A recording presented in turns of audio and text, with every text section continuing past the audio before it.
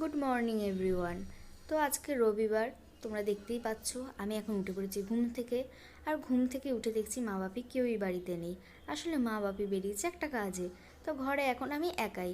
তাই এখন আমাকেই সমস্ত কাজবাজ সেরে নিতে হবে। মা থাকলে মাই করে দিত, কিন্তু এখন যেহেতু মা নেই তাই ঘর দোর পরিষ্কারটা আমাকেই করে নিতে হবে।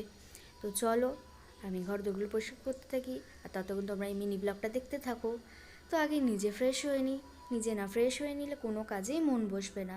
তো চলো আমি ফ্রেশ হয়ে নিই, আর ততক্ষণ তোমরা ওয়েট করো, দেখতে থাকো। ফ্রেশ হয়ে এসে আমি একদম ব্রেকফাস্ট নিয়ে বসে পড়েছি। কালকে রাতে মা লুচি করেছিল, সেই লুচি নিয়ে বসে পড়েছি, সঙ্গে একটু আলু পোস্ত ফ্রিজে রাখা ছিল। ব্রেকফাস্টের পরে আর কোনো ক্লিপ নেওয়া হয়নি, সেই জন্য আমি একদম লাঞ্চ নিয়ে বসে পড়েছি। লাঞ্চে আজকে রবিবারের মেনুতে তো আর তার সাথে মাটন কষা। অ্যাকচুয়ালি এটা কষা নয়, একটু ঝোল ঝোল করেছিল মা।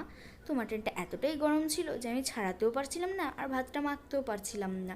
তো মাকে বললাম মেখে দিতে, তাই মা মেখে দিল। তো আমি কুমড়ো সিদ্ধ আর মাটনের ঝোল দিয়ে শান্তি করে একটু ভাত খেলাম দুপুরে। ভাতটা খেয়ে নিয়ে কিছুক্ষণ একটু রেস্ট নিয়ে বিকেলের দিকে মনে হলো আমরা একটু মেলায় যাব।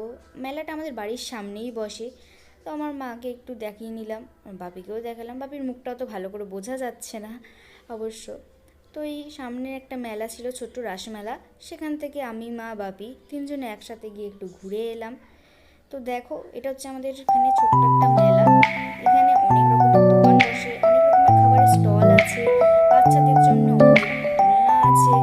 মানে যেরকম আর কি একটা মেলাই হয়, বাচ্চা বড় সবার জন্যই রয়েছে।